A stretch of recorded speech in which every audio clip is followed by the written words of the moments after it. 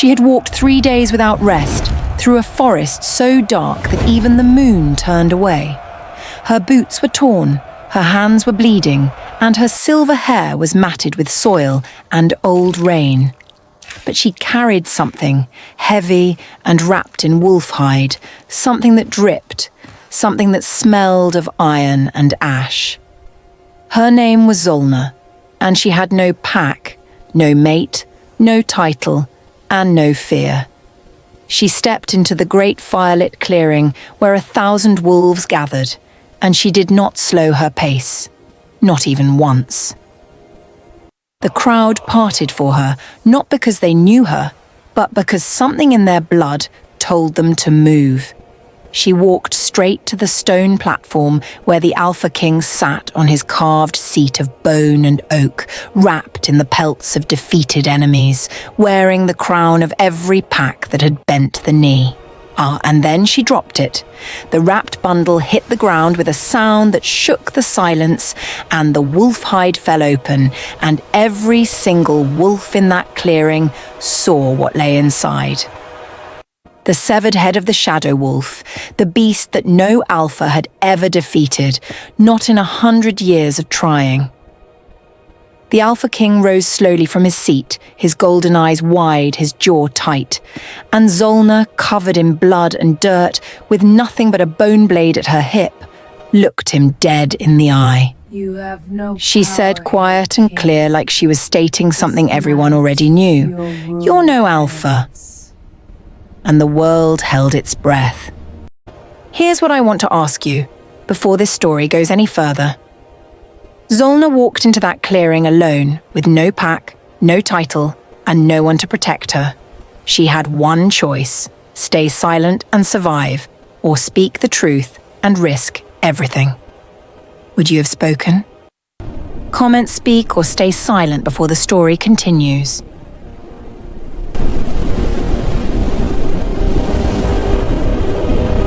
Zolna had not always been alone, but she had been alone long enough that it no longer stung.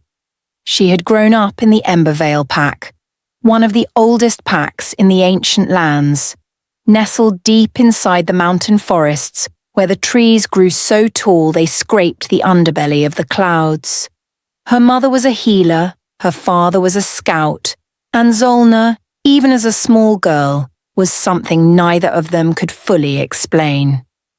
She was not the strongest pup in her litter, not the loudest, not the one who won every wrestling match or shifted fastest under the full moon, but she was the one who at 6 years old walked into the middle of a territorial dispute between two rival packs, and stood so still and stared so hard that both sides stopped moving.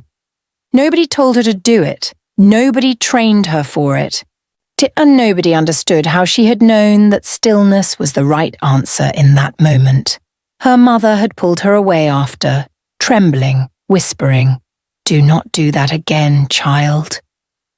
But Zolna had looked up at her with those silver eyes, calm as still water, and said they would have killed each other. And her mother had had no answer for that. She grew up with that same quiet certainty, that bone-deep knowing that most wolves never developed. Even after decades of living, she could read a wolf's intention before they opened their mouth, could feel the shift in the air when a fight was coming, could sense the exact moment when someone was lying. That gift made her valuable to her pack, but it also made her dangerous because the things she sensed were not always things the powerful wanted sensed. She was 17 when she first noticed that their alpha, a broad-shouldered wolf named Vorath, was skimming tribute from the packs beneath him. She was 18 when she brought it to the elders, carefully, respectfully, with evidence laid out like stones on a riverbank. She was 19 when Vorath called a council and had her cast out for spreading discord and weakening pack unity.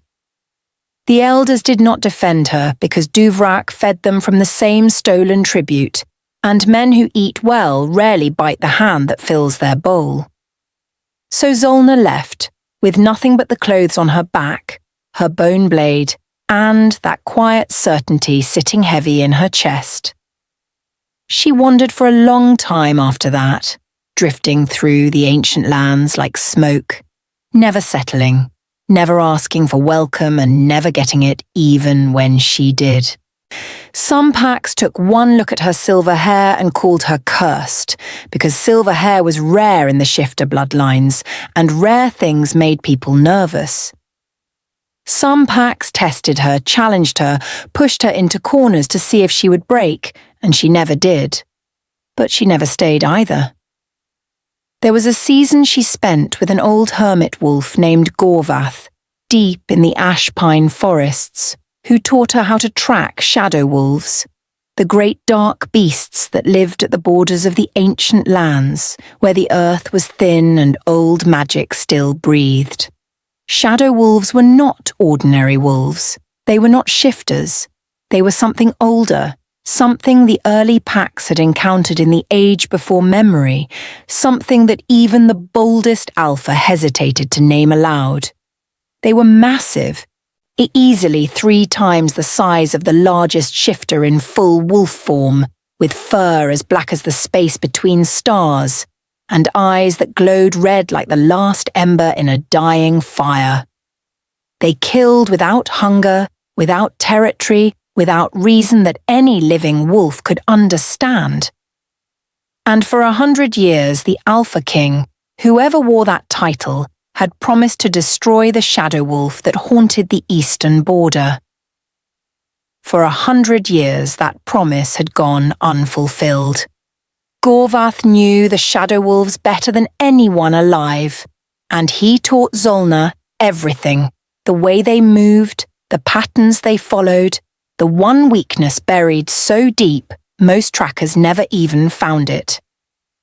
Under the left foreleg, he told her, one night beside the fire, his old voice rough as bark. There is a place where the fur never fully closes, where the ancient wound from the first age still breathes, and that is where the beast can be reached. Zolna had filed that away alongside everything else Vorath ever told her, and when he died that winter, quiet and painless in his sleep, she buried him beneath the ash pines. And she moved on. She was 26 when she first found the shadow wolf's trail, deep in the eastern marshes, where the reeds grew black and the water smelled of sulphur. She followed it for 3 seasons, learning its patterns, mapping its range, understanding the rhythm of its movements, the way Vorath had taught her to understand any creature. She was not reckless, she was patient, and patience was something she had in endless supply. She set no traps, made no loud approaches, and planned no dramatic confrontation, because she was one woman with a bone blade, and she was not fool enough to think bravery alone would carry her through. She studied the beast until she understood it better than it understood itself, and then, on a night when the moon was new and the darkness was absolute, she moved. The fight lasted from the deepest dark of midnight to the first grey edge of dawn, and it was not clean, and it was not beautiful, and it was nothing like the heroic tales the pack storytellers sang around the fire. It was brutal and close and exhausting, and Zolna was slammed into the ground twice, dragged through the marsh water once, and had her left arm nearly crushed in the beast's jaws. But she found the place Vorath had told her about, under the left foreleg, where the ancient wound still breathed, and she drove her bone blade in. And she held it there, with every ounce of strength she had left, until the shadow wolf stopped moving. Then she sat in the marsh water, shaking, bleeding, and completely alone, and she looked at the body of the thing that 100 years of alphas had promised to kill.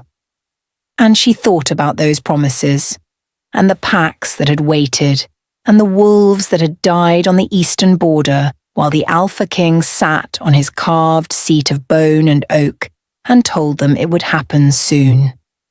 And the idea came to her, Not as a flash of anger, not as a cry for justice, but quiet and certain and inevitable, the way all her best ideas had always come.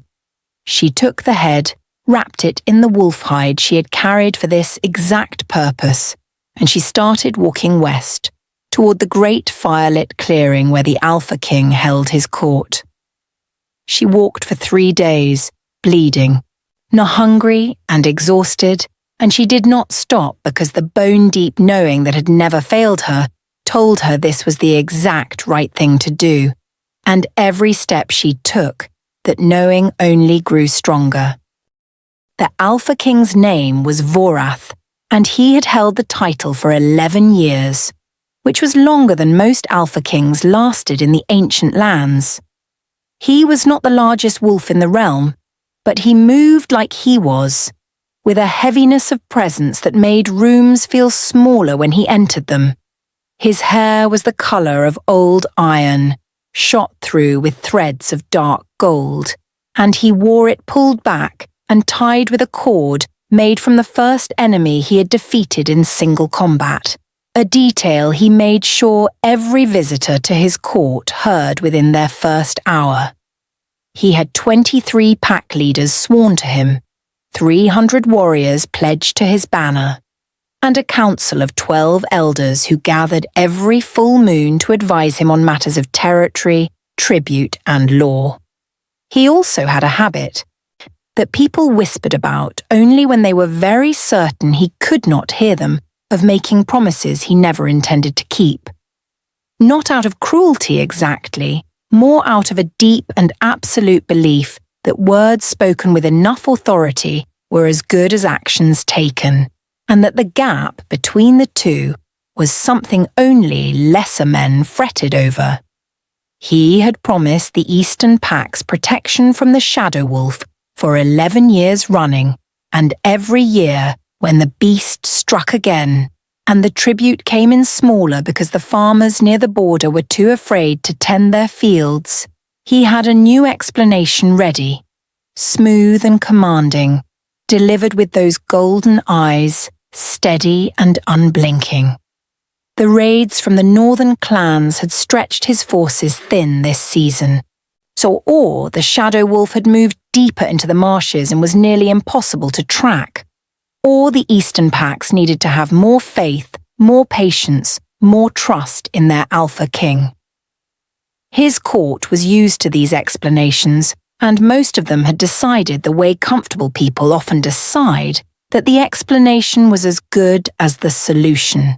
Vorath was in the middle of a council session when the noise started outside, a rising murmur from the crowd gathered in the clearing, the kind of sound that had no single source but moved through a crowd like wind through wheat. His head advisor, a lean and watchful wolf named Thival, leaned toward him and said, quietly, "Something is happening in the clearing, my king." Vorath did not look concerned, he looked mildly irritated. The way a man looks when he is interrupted in the middle of making a point he particularly enjoyed making. "Then someone will handle it," he said, and turned back to the elder he had been addressing. But the noise kept growing, and then it changed in quality. It became something quieter and stranger, the particular kind of silence that falls when a crowd is holding its breath collectively. Thival stood, moved to the edge of the stone platform, looked out at the clearing, and then turned back with an expression Vorath had never seen on his advisor's face before. "My king," Thival said, and his voice had gone flat and careful in a way that made every member of the council look up at once. "You should see this." Vorath rose from his seat slowly, because Alpha Kings did not rush, and walked to the edge of the platform, and looked out at his court.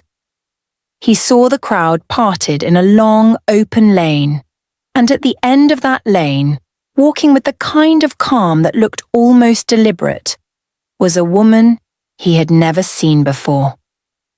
She was slight and dirty and obviously injured, with her left arm held at an angle that suggested something inside it was not properly set, and her silver hair was wild around her face. She was carrying something wrapped in wolf hide, and she carried it the way you carry something important, close to the body, careful of how it moved. Every wolf in the clearing had gone completely still, and Vorath felt a prickling along the back of his neck that he hadn't felt since he was a young warrior, a recognition of something his body knew before his mind did. She walked all the way to the base of the stone platform and she stopped. And she looked up at him, and her eyes were the same silver as her hair, and they were completely unafraid. Then she set the bundle down, and she unwrapped it, and Vorath saw what was inside and felt the ground shift beneath him in a way that had nothing to do with the earth. The Shadow Wolf's head was unmistakable, even in death, still massive, still black as deep water, still giving off that faint smell of old power and sulphur that everyone in the ancient lands recognized and dreaded. The silence in the clearing was so complete that Vorath could hear the torches flickering. He stood very still for a long moment, and behind him, his council was also very still, and nobody moved or spoke because nobody knew what the correct move was yet. And then Vorath did what Vorath had always done when caught off balance. He drew himself up to his full height, squared his shoulders, and prepared to take control of the moment. "Woman," he said, his voice carrying across the clearing the way it always did, deep and measured and authoritative. "Who are you, and what pack bears your name?" And Zolna looked up at him, and she did not look impressed, and she did not look nervous, and she did not look like someone who was about to be handled. She said, "My name is Zolna, and I bear no pack name because I was cast out of mine for telling the truth about a man just like you." The murmur that moved through the crowd was sharp and immediate, the sound of 1,000 wolves hearing something they did not expect.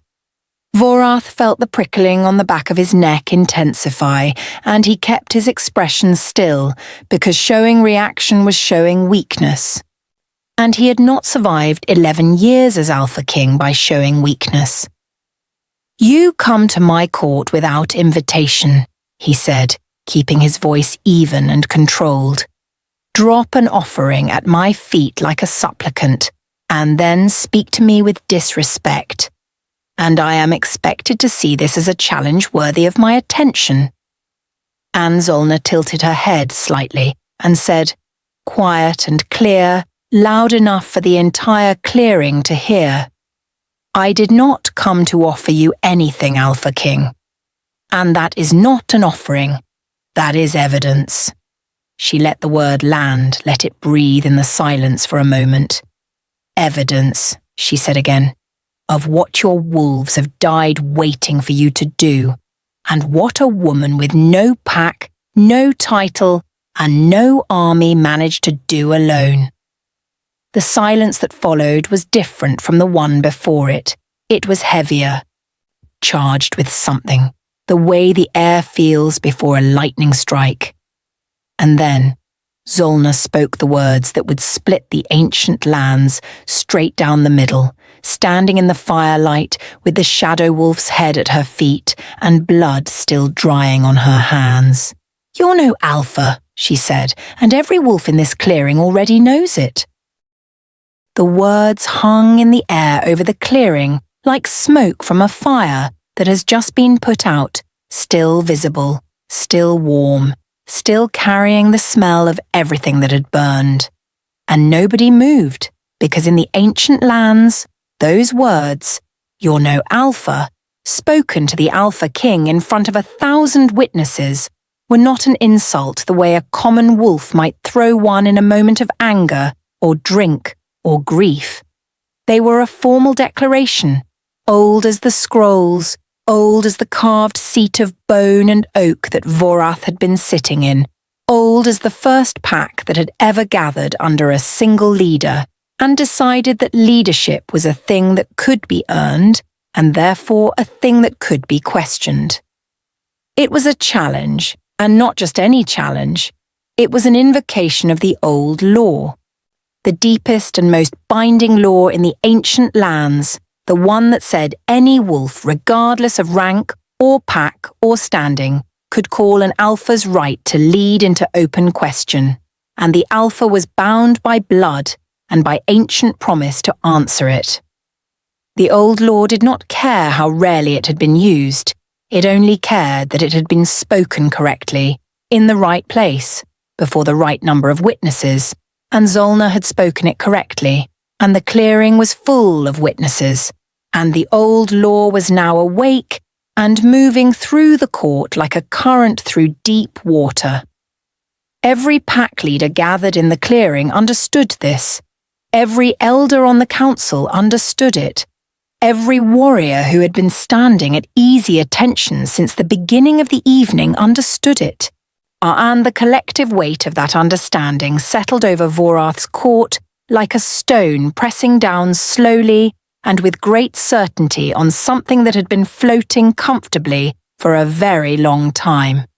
Vorath stood at the edge of the stone platform, and his golden eyes were absolutely still, and the muscles of his jaw were working very slightly, and those who had served him long enough to know his face well could see him doing what he always did when something caught him genuinely off balance, calculating.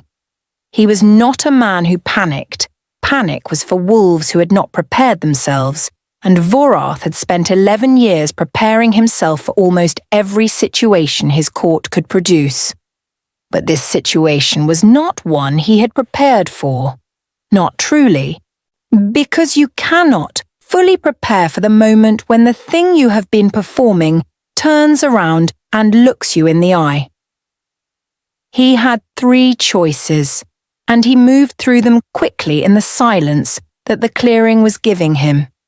He could dismiss her, treat the challenge as the raving of an unranked rogue woman with no pack and no standing, and move past it with the full authority of his position bearing him up. But the shadow wolf's head was on the ground at his feet, and every wolf in the clearing had seen it. And dismissing the woman who had done what he had promised to do for 11 years, while she was still standing in front of the evidence of it, would not read as authority. It would read as exactly what it was.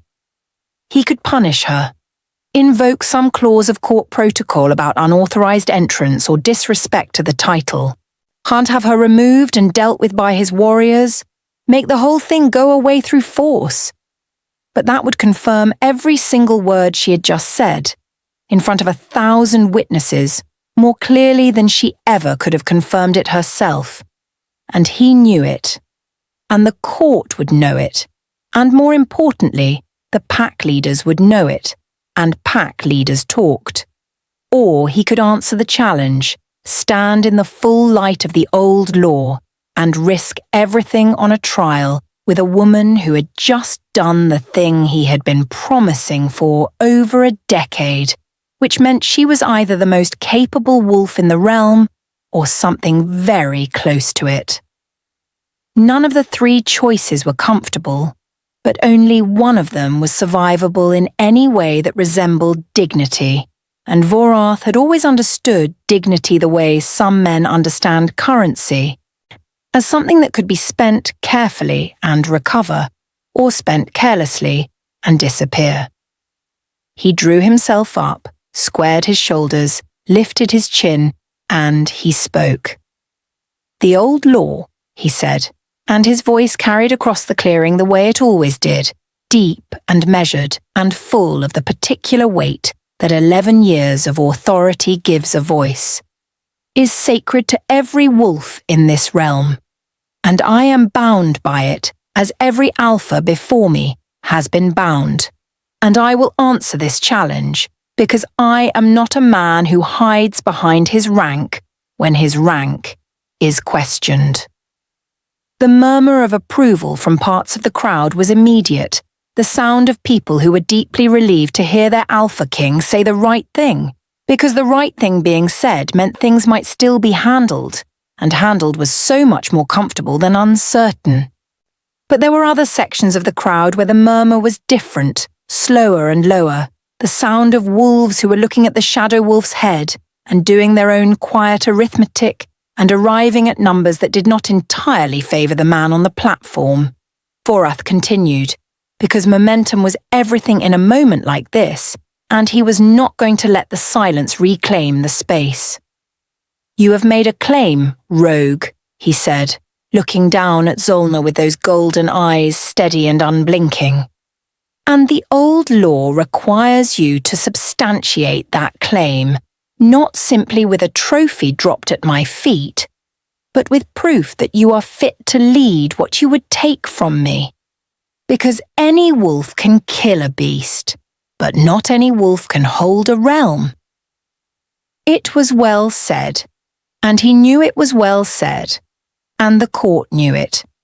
And a portion of the crowd responded to the confidence of it the way crowds often respond to confidence, with a kind of grateful leaning, the way a person leans into a wall they hope will hold them. But Zolna had expected this. She had expected all of this. She had walked 3 days with the Shadow Wolf's head and done nothing but think through this exact conversation and every direction it could move.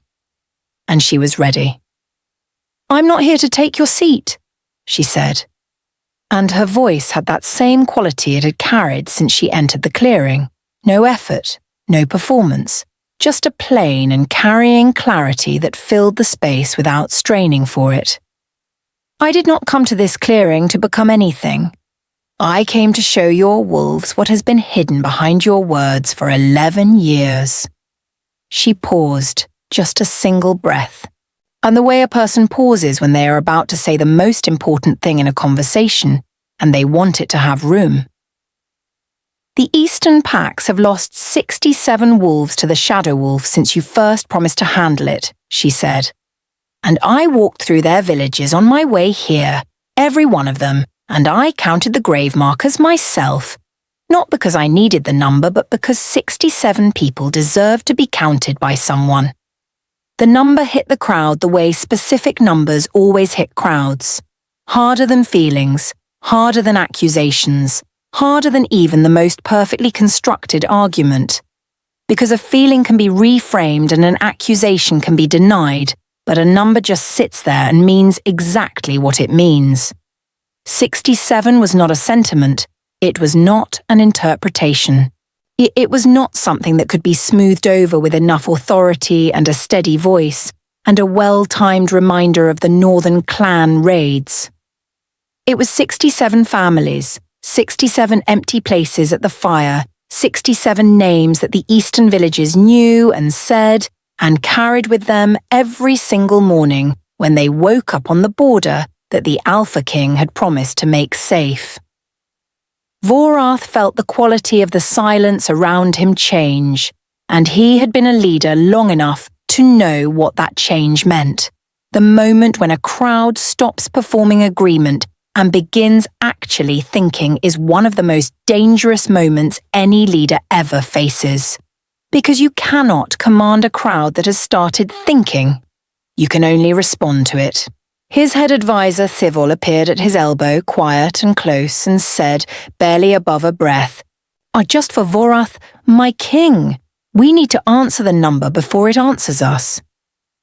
"I know," Vorath said just as quietly, and then he raised his voice and said, "The losses of the Eastern packs weigh on me as they weigh on every wolf gathered in this clearing tonight, and that grief, that real and heavy grief, is precisely why I take this challenge seriously, and precisely why I will meet it with the full weight and dignity of the old law." He turned deliberately to face his council in the gallery behind him. A careful performance of consultation, of a man who governs with advisors rather than despite them. And then he turned back to the crowd, and he said, "The old law requires a trial of 3 proofs. Proof of strength, proof of wisdom, and proof of worth. And the challenger must survive all three in the presence of witnesses before any claim against the title can be considered legitimate. He said it with the full confidence of a man who knew that the old law was vague enough in its specifics that Alpha Kings had always defined the terms of its application, which meant the man being challenged had historically shaped the contest, and historically, that was an enormous advantage. But Zolna looked up at him, and she said, "I know what the old law requires, Alpha King. I am the one who invoked it, and I would like an elder who does not sit on your council to read the terms aloud from the scroll, so that the terms are set by the law itself and not by the man who stands to benefit from shaping them." The silence that followed that request was sharp and electric, the kind of silence that crackles at the edges, because that request was also old law. It was written in the same scroll, in the same ancient hand, and it was equally binding, and every elder in the gallery knew it, and every pack leader in the crowd knew it, and Vorath knew it, and Thievel behind him had closed his eyes briefly, in the way of a man who has just seen a move he did not anticipate and is rapidly revising his understanding of who he is dealing with. If Vorath refused the request, he was refusing the old law itself in front of 1,000 witnesses, which was a thing no Alpha King could survive intact. If he accepted it, he lost the ability to shape the terms of the trial to his advantage, which was the one card he had been counting on to carry him through. He accepted it because it was the only thing he could do, and he accepted it with his voice still even and his face still composed, because composure was the last fortress and he was not abandoning it. "The Elder Mosa of the Greywood Pack is unaligned and has carried the scrolls for 30 years, he said. Let her come forward and read the terms so that the law speaks for itself." And the old woman, small and bent, but with eyes like river-polished stone and a presence that made the crowd part for her the same way it had parted for Zolna, moved through the gathering and climbed the platform steps slowly and without hurry, because Mosa had never hurried for anyone in her life, and she was not about to start. A young wolf brought the scroll from the archive chest, and Mosa accepted it with hands that were old but perfectly steady, and she unrolled it carefully. The way you handle something that has been true for longer than you have been alive. And she began to read, her voice clear and unhurried and carrying, and the clearing was so quiet that every word fell into the silence like a stone into still water, clean and precise and impossible to miss. And as she read, Zolna stood below the platform in the amber torchlight, with the shadow wolf's head at her feet and blood still darkening the cloth at her wrist where the set arm was bound, and she was completely still. And she waited. Because patience was the first thing she had ever truly mastered, and it had never once failed her, and she did not expect tonight to be the exception. The elder Mosa read the old law in a voice that had not diminished with age, clear and steady, and every wolf in the clearing heard every word. The first proof was a trial of strength, which the scroll defined not as a fight to the death, but as a demonstrated feat of physical will in the presence of witnesses, one that had to match or exceed the greatest feat of the sitting Alpha King's reign. Vorath's greatest feat of physical strength, as recorded by his own council, was the single combat defeat of the warlord Drevkash of the northern clans, a man so large that songs were still sung about his size in a battle that lasted the better part of a day. The second proof was a trial of wisdom, which the scroll defined as the resolution of a dispute that had been unsolvable a matter that the sitting alpha had failed or refused to resolve, are judged by the same unaligned elder who read the terms. The third proof was a trial of worth, the most open-ended and therefore the most dangerous, which the scroll described only as a demonstration of what the challenger offers that the current alpha cannot, and left the specifics entirely to the elder's judgment. When Mosa finished reading, the clearing was so quiet that the distant sound of the river could be heard moving through the marsh reeds to the east. Zolna said, "Into that quiet, I accept these terms." Vorath said, also carefully, "And I accept them." Because neither of them had a choice, not with the old law read aloud and 1,000 witnesses around them. The first proof was set for the following morning at the great stone arena on the north side of the clearing, where trials had been held since the time before Vorath's grandfather's grandfather.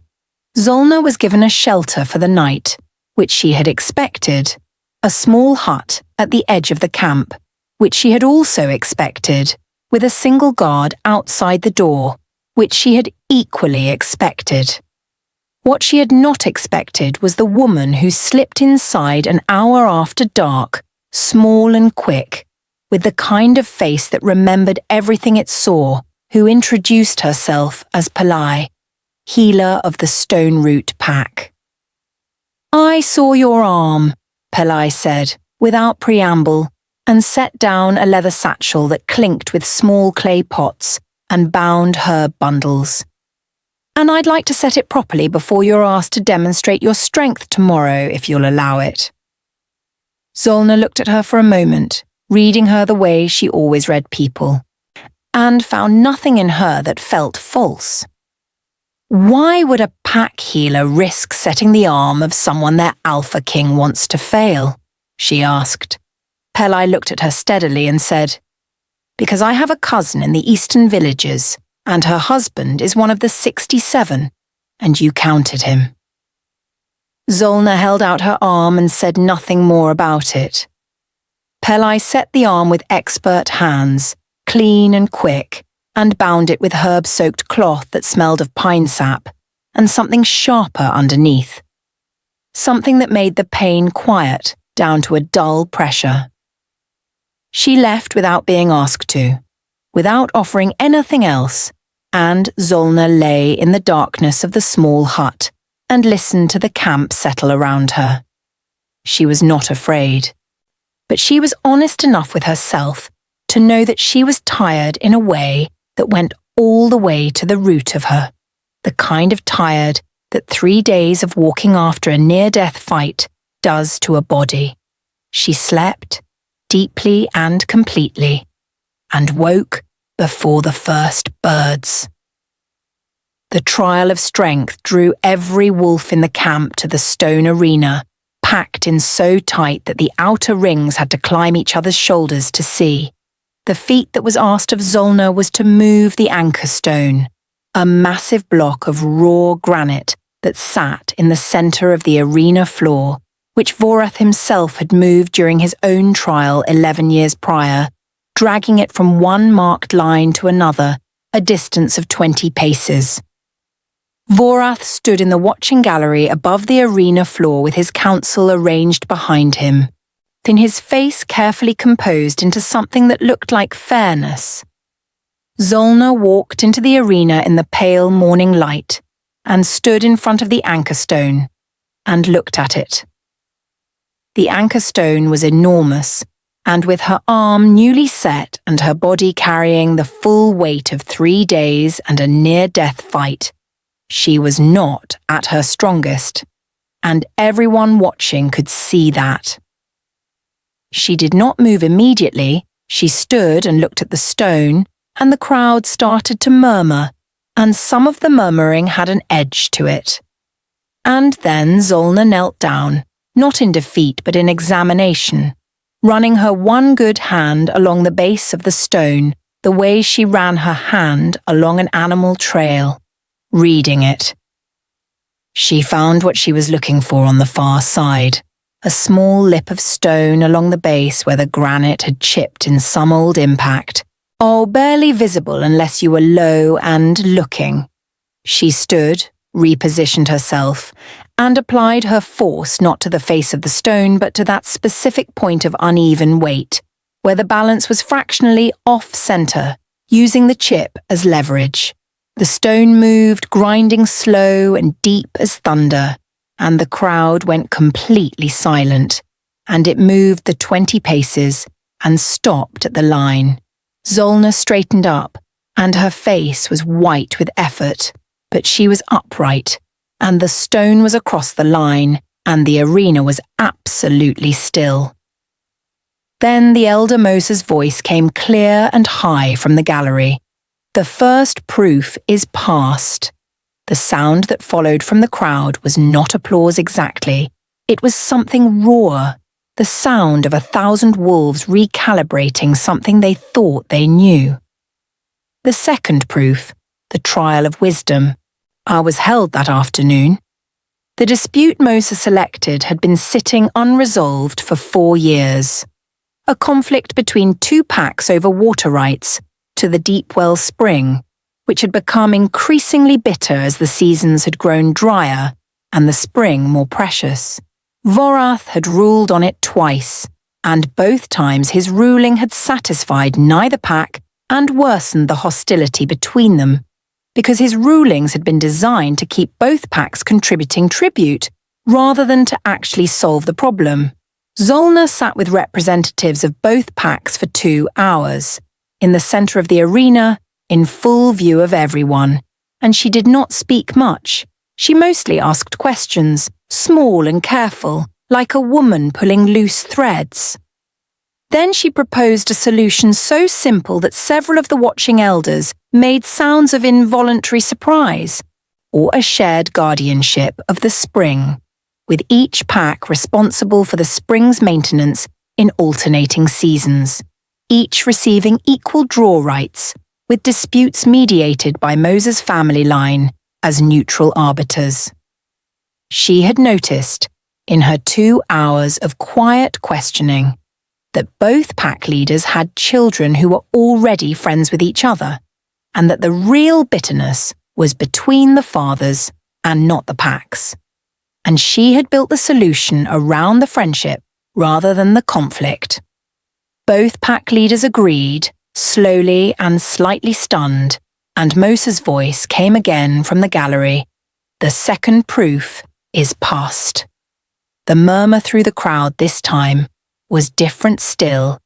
It had warmth in it.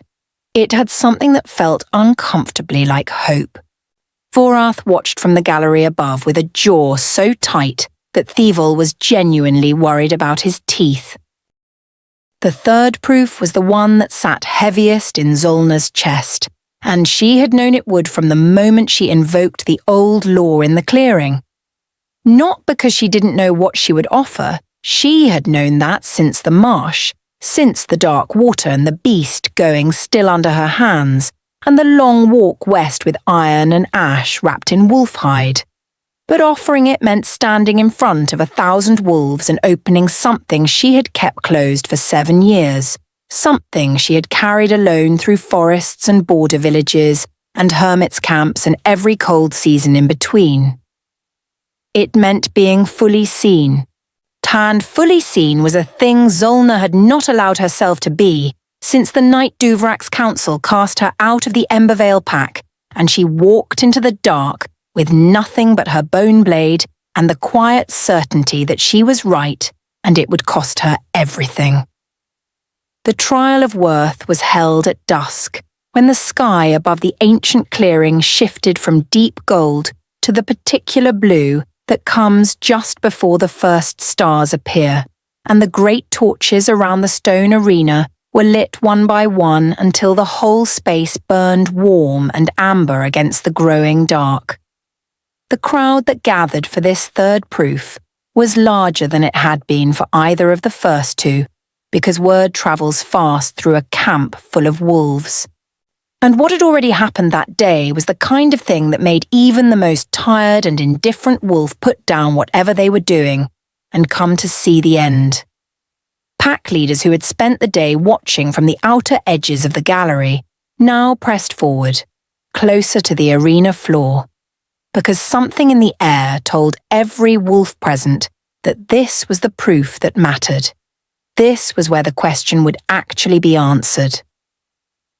Vorath stood on the arena floor in the torchlight, and he looked like himself, composed and broad-shouldered, and wearing the face of a man who has decided dignity is the only thing fully within his control right now.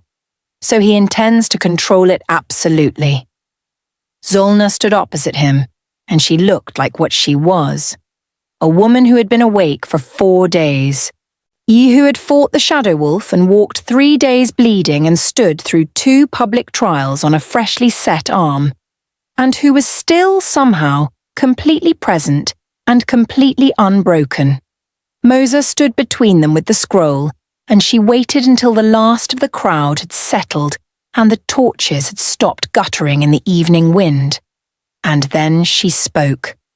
"The trial of worth," she said, her voice carrying easily in the warm, still air, asks the challenger to demonstrate what she offers that the Alpha King does not, and the Elder will judge whether that offering is sufficient by the measure of the old law and the needs of the realm.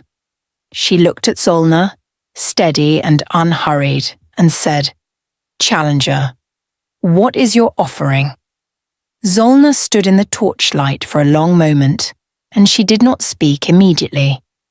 And the crowd that had been expecting words right away settled into a waiting quiet, because something in her stillness told them the words were coming, and they would be worth the wait. She looked out at the crowd, not at Mosa, not at Vorath, but at the wolves themselves, the pack leaders, and the warriors and the elders and the young wolves pressed in at the edges, who had never seen the old law invoked in their lifetimes. She looked at them the way she had always looked at people, like she was reading something written underneath the surface of their faces, something they had not said out loud and perhaps did not know they were carrying. And then she said, "I can't offer you strength you don't already have." She let that sit for a moment before she continued. "Because this realm is full of strong wolves, is stronger than me in body and in number and in years of training, and strength without direction is just energy with nowhere to go. It burns hot and moves fast and leaves nothing standing, including the things it meant to protect." She paused again, and the silence between her sentences was not empty. It was the kind of silence that gives words room to land. "I can't offer you wisdom that isn't already sitting in the hearts of your elders," she said, and she looked briefly at the gallery where the elders sat. "Because your elders are wise, and the proof of that is that they are still respected even after years of being asked to endorse decisions that did not serve the packs that looked to them." A ripple moved through the elder section of the gallery at that. Not protest exactly. More the involuntary movement of people who have just heard something accurate said out loud in a room where accurate things are rarely said. "What I can offer," Zolna said, and her voice shifted slightly, became something quieter and more direct. The way a fire burns lower and hotter as it settles into its real heat, rather than its first bright show, is the truth, plain and consistent and present, even when it costs something.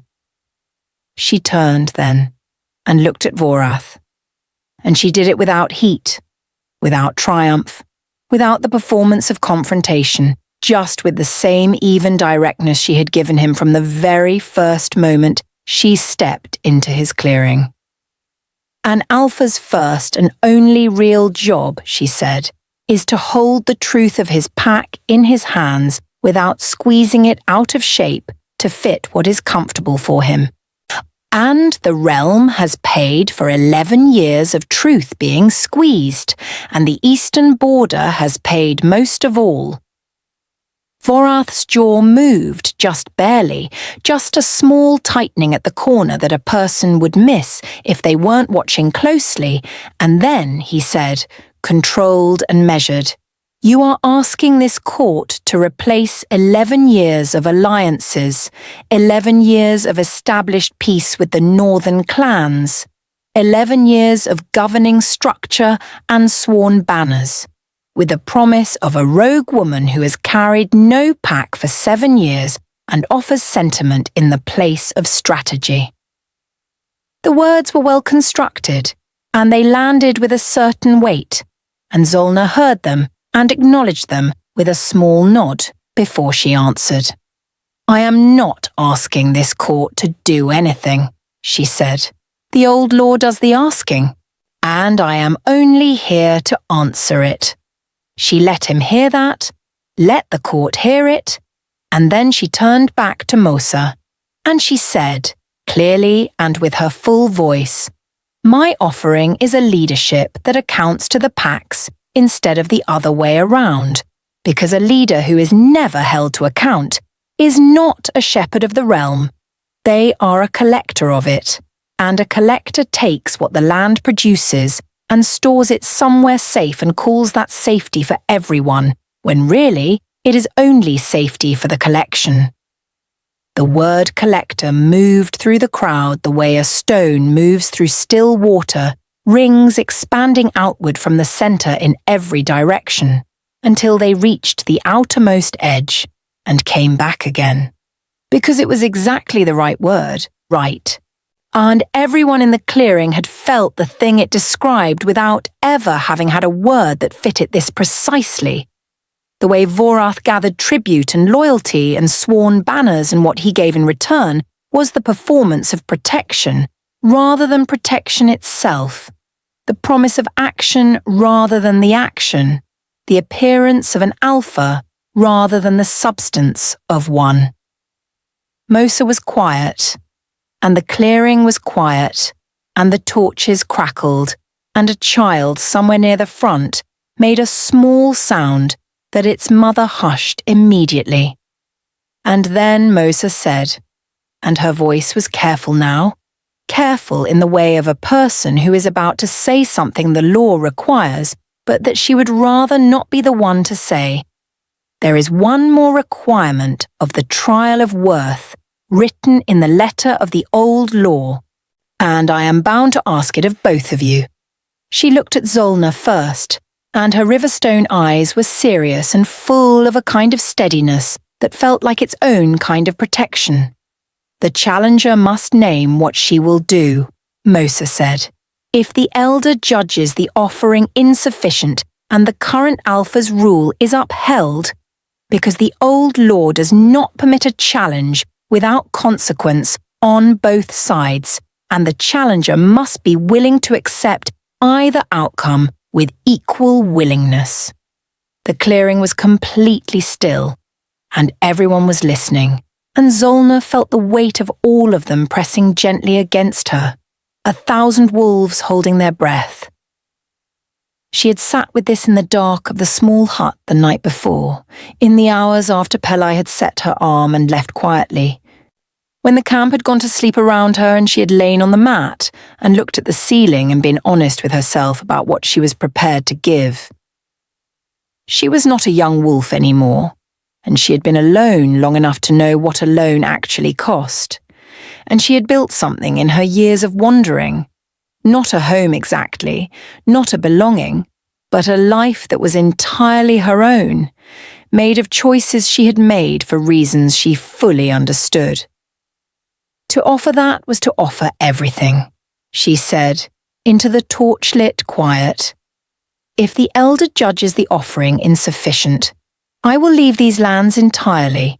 I will cross the old border into the outer territories, and I will not return, not in this season or any season. And I will not contest the judgment, not by word or by action, not today, and not ever." The crowd absorbed that without sound, because it was the kind of offering that left no room for performance. There was nowhere to hide behind it, no angle from which it looked like anything other than exactly what it was. Then Mosa turned to Vorath, and the torchlight moved across her face as she did, and she said with the same weight, the same careful voice, "And the Alpha King must name what he will do if the elder judges the offering sufficient." The clearing held its breath in a way that felt almost physical, like the air itself had tightened. Vorath was quiet, and in the quietness of him, Zolna watched something happen behind his golden eyes, something that looked like calculation, giving way to something older and more honest than calculation. On the way a river eventually finds its way around every obstacle you put in its path, not because it is strong, but because it is patient, and because water always knows where it is truly going. He said slowly, with his voice stripped of its usual carrying authority, and just speaking plainly, "If the elder judges the offering sufficient, I will step down from the title of Alpha King, in accordance with the old law, in the presence of every witness gathered here, and I will not contest the judgment by word or by action." Mosa looked down at the scroll in her hands for a long moment, and then she looked up, and she looked at the torches, and at the two people standing before her, and at the crowd pressed in all the way to the dark edges of the clearing, and the elder Mosa, of the Greywood pack, unaligned and keeper of the scroll, said 4 words in the warm torch-lit air of the ancient clearing. "The offering is sufficient, and the world which had been holding its breath let it go." The moment that followed Mosa's pronouncement was not loud, and honestly, that surprised people who had been expecting something dramatic. 1,000 wolves stood in the torchlight and absorbed those 4 words. The offering is sufficient, and the absorbing took time, the way deep water takes time to settle after something very large and very heavy has moved through it. Vorath stood with his hands clasped behind him, his golden eyes steady and forward, and he did not look broken. Not exactly. He looked like a man who had just put down something that had been heavier than he was willing to admit for a very long time. He walked forward slowly, and with every ounce of the dignity he had spent 11 years building around himself like a wall, and he stood before the elder Mosa. And he spoke the 3 sentences in the old tongue that the scroll required for the formal surrender of the title. The words were ancient, older than anyone present could fully translate from root to meaning, but every wolf in the clearing knew what they meant in their bones, the way you know the sound of a storm before you understand why the air has changed. He was saying, "I release what I held. I do not dispute the law. I step back into the world as a wolf and not a king." When he finished, the silence held for one more breath, and then Vorath turned and looked at Zolna, not at the crowd, not at his council, just at her, and he said quietly, "Just for her," in a voice that had lost all its performance and was just a man's voice. "You would have done well to challenge me sooner." And Zolna said, equally quiet, "The shadow wolf had to come first?" He held her gaze for a moment, and then he nodded, once, and something in his face settled into a kind of peace that his face had not worn in a very long time, and then he turned and walked to the edge of the platform, and he stepped down, and the crowd parted for him, and he walked out of the clearing with his back straight and his hands at his sides, and he did not look behind him once. The council stood in the gallery above, very still, and several of them looked at each other with expressions that held complicated mixtures of shock and calculation, and underneath both of those things, in some of them, a small and quiet relief that they had not known they were carrying. Thivel, the head advisor. He stood at the gallery railing and looked down at Zolna with eyes that were careful and evaluating and not unfriendly. And then he said, loudly enough to carry across the cleared stone floor, "The old law has been fulfilled, and the title passes by law and witness, and the council stands ready to advise whoever next holds it." It was the correct procedural statement, clean and by the scroll, and it was also Thivel's way of planting a flag, of signalling that he was a man who worked with the current order, whatever that order turned out to be, and Zolna filed that away the same way she filed everything, quietly and for later. Mosa said, into the expectant dark of the clearing, by the old law and the 3 proofs, passed in the presence of 1,000 witnesses, and by the willing surrender of the former title holder, that the challenge is complete and lawful and beyond dispute. She looked at Zolna, and her riverstone eyes were warm in a way they had not been all evening, and she said, "The law names no title automatically. It only removes and transfers the right to claim one. So the question before this court, and before you, is what you will do with what you have earned." Zolna stood in the torchlight and looked out at the clearing, at the 1,000 wolves watching her with eyes that held every shade of feeling from open hope to cautious wait and see, and she felt the weight of them, not just their presence but their need, their years of waiting, their 67 grave markers and every other cost they had paid for a king who collected rather than led. She did not reach for the title immediately, because she was not the kind of person who reached for things before she had made certain the thing she was reaching for was real. She said, to the whole clearing, and not just to Mosa, "Before I say anything else, I want to know whether the Eastern Pack leaders are here tonight." There was a movement at the back of the crowd, urgent and purposeful, and 6 pack leaders pushed forward from the outer edge of the gathering, travel-worn and dusty from hard riding, people who had come fast when word of the challenge reached them, not knowing what they would find when they arrived. Zolna looked at them, all 6 of them, and she said, "Your grave markers stand in my memory, every one of them. And that debt comes before any title or any ceremony, and if I accept what this night has given, to the eastern border is my first work, and not my last promise." There was a silence from the 6 pack leaders, the kind of silence that comes when people who have heard many promises are deciding whether this one sounds like the others. Then one of them, a broad-shouldered woman with grey threading through her dark hair, and a face that had seen too many hard winters to soften easily, said, "We have waited a long time for someone to say that and mean it." And Zolna said, "I know, and I am sorry it took this long. And I am sorry it took the road I took to get here, and I am sorry for the 67.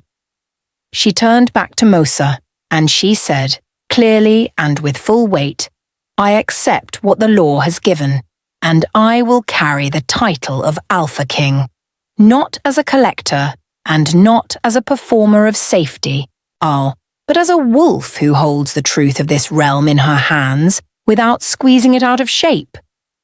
The clearing was quiet for exactly 1 breath, and then the broad-faced Eastern Pack leader put 2 fingers in her mouth and gave a whistle that cut through the torch-lit air like a bone blade through still water. And that sound broke the dam, and the noise that rose from 1,000 wolves was enormous and alive and unperformed, the real sound of a crowd that has not heard truth in a very long time and has suddenly remembered what it feels like. The weeks after that were not simple, because nothing real ever is, and Zolna had never expected them to be. There were pack leaders who accepted the change of title with full and immediate willingness, and there were those who required patient convincing. And there were 2 who needed a more formal demonstration that the old law held regardless of their personal feelings about who now carried it.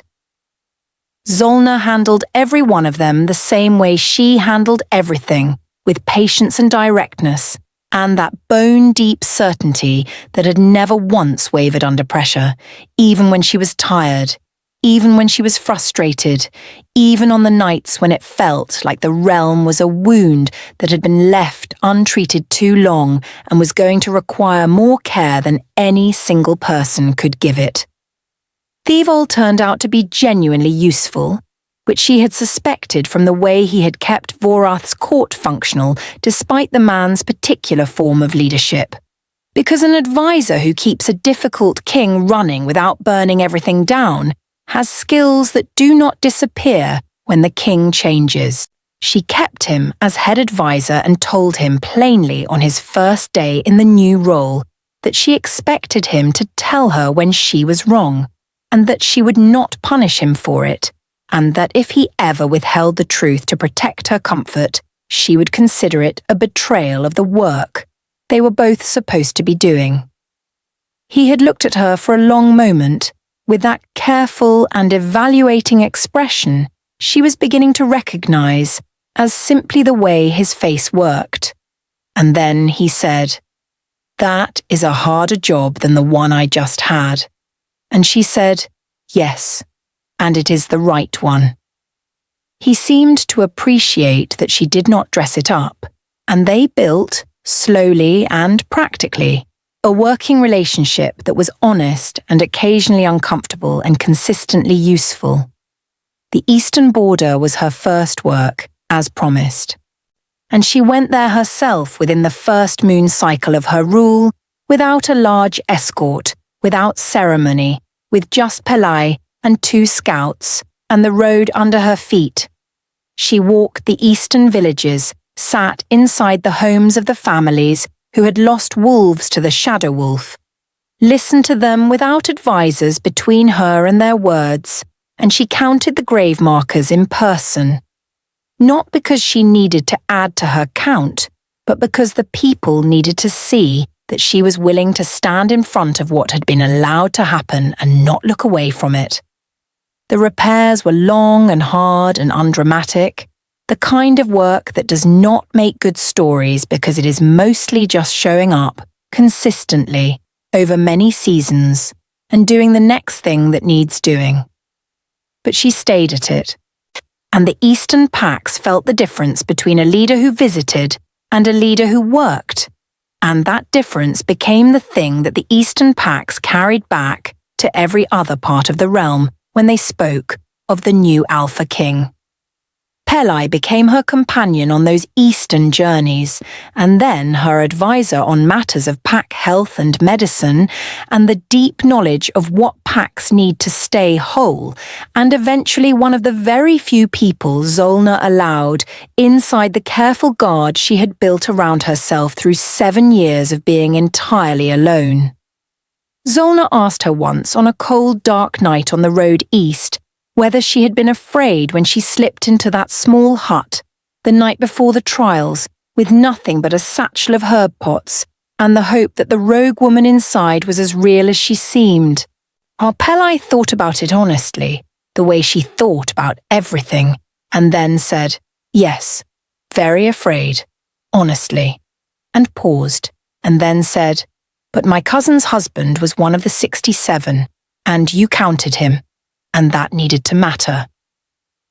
Zolna said nothing, but she reached across in the dark and put her hand briefly on Pelai's arm, and left it there for a moment, and Pelai understood it for what it was, because some things do not need words, and forcing words onto them only makes them smaller. Vorath crossed into the outer territories as he had said he would, and word came back occasionally through traders and wandering storytellers, of a man living quietly beyond the old border, keeping no court and holding no title, which was neither a triumphant ending nor a shameful one, but something truer than either of those things. Zolna did not send anyone after him, and she did not speak of him in the court or in the councils, and when pack leaders asked what they ought to think of him, She said, he made choices and paid for them by the law he was raised under, and that is sufficient. And the past is not where our work lives. There were hard seasons ahead, and mistakes she made and owned and corrected, and there were nights when the certainty that had carried her through the Shadow Wolf's marsh, and 3 days of bleeding walking and a public challenge in front of 1,000 wolves, felt thinner than she would have liked it to feel. But she had never expected the work of truth to be easy. She had only ever expected it to be necessary. And in those thin moments, she would sit with the bone blade at her hip and the memory of the marsh water and the weight of the great beast going still under her hands, and she would remind herself that she had found the place where the ancient wound still breathed, and she had reached it without flinching, and that the beginning was always enough to stand on. She had not come to the great clearing to become a hero. She had come because 67 grave markers needed to mean something, and the truth needed a person willing to carry it all the way to the feet of the man who had been turning away from it. And she had done that. And the rest, every difficult and real and necessary day of it, was what came after the truth. Which is honestly where the real work always lives, work. They did not call her the Alpha King for long, not because the title was taken from her, but because the title itself began to feel too small for what she was. The pack started calling her something else, slowly and without announcement, the way names born from truth always travel, quietly and on their own, from mouth to mouth and fire to fire and village to village, until the whole realm is using a word and nobody can remember exactly when they started. They called her Zolna, of the Bone Blade. Not a queen name, not a warrior name exactly, just her name, and the name of the thing she had carried, and the thing she had done with it, simple and direct, and impossible to separate from the truth of her. The bone blade itself was mounted eventually in the hall where the council met, and not in a place of ceremony or display, but in a practical spot on the wall beside the door, where everyone who entered had to walk past it, because Zolna said she did not want it kept somewhere people had to go out of their way to look at it. She wanted it somewhere people could not avoid. The elders who served with her in those years said that was very like her. She had no interest in making truth comfortable or decorative. She only wanted it present. The Shadow Wolf's head was never mounted, never displayed, never made into a trophy, because Zolna said trophies were for men who needed to remind rooms of what they had done, and she preferred to spend the energy on what she still had left to do. It was buried in the eastern marshes, at the edge of the territory where the beast had lived, and a simple stone was placed over the spot, not carved with her name or any claim of victory, just marked so the ground was honoured, because even a thing that had caused great harm had still been part of the old world, and the old world deserved a kind of witness. The eastern border healed, not quickly and not completely, because wounds that deep leave marks, but the farms came back to life, and the wolf children born in those years grew up without the particular kind of fear that comes from knowing your leaders have decided your safety is negotiable. That was the thing the Eastern Pack said. When the storytellers came and asked what had changed most, they did not say safety. They did not say peace. They said, the fear is different now. And when the storytellers pressed them to explain, they said before, we were afraid of the Shadow Wolf and afraid of asking for help, and afraid that asking would change nothing, and now we are only afraid of the things worth being afraid of. Which was not nothing, they were clear about that. Life in the ancient lands was never without hard seasons and hard choices. But the particular weight of being expendable was gone, and the absence of it changed the way people stood, and the way they slept, and the way they raised their children. Zolna ruled for many years, more than most expected when she first walked into that clearing with blood on her hands and a wrapped bundle at her hip. She never took a mate in the formal sense, though there were wolves who would have come to her willingly, because she was the kind of person who made other people feel genuinely seen, which is one of the rarest and most powerful things any person can offer. She kept Peli close, and Civil close, and she kept the Eastern Pack leaders close, because she had learned in her years of wandering that the people worth keeping near are not always the ones who agree with you. They are the ones who are honest with you. And honesty was the thing she had always been able to sense, and the thing she had always valued most. She trained a council of young wolves in her later years, not to become warriors and not to become administrators, but to become truth-tellers, which is a harder and more unglamorous skill than either of those things, and the one she considered most essential. She told them in one of the sessions that the scrolls recorded and the storytellers later carried, or an alpha who surrounds themselves only with agreement, is not leading a pack. They are leading an echo, and an echo cannot tell you when you are walking toward a cliff. The young wolves wrote that down, and so did the elder Mosa's family line, who had become the official keepers of Zolna's words as well as the laws, because Mosa herself had insisted on it before she passed in the 7th year of Zolna's rule, saying that the words of a leader who had earned their title by truth deserved to be remembered by the same standard as the old law itself. When Zolna was very old, and the bone blade on the wall of the council chamber had taken on the particular shine of a thing that has been looked at by many eyes over many years, she went back to the eastern marshes one last time, not for any council business and not with an escort, just herself and Peli, who was also old by then, and the road that neither of them had stopped walking even when the years made it slower. She stood at the edge of the marsh where the reeds still grew black and the water still smelled faintly of sulphur and old power, and she stood there quietly for a long time. Peli stood beside her and did not ask what she was thinking, because after all these years she knew that Zolna's silences were not empty. They were full, and interrupting them was like interrupting a very long and important sentence. Eventually Zolna said, looking out at the dark water and the waving reeds, "I used to think that doing the right thing meant the path would get easier afterward." Peli said, after a moment, "And now?"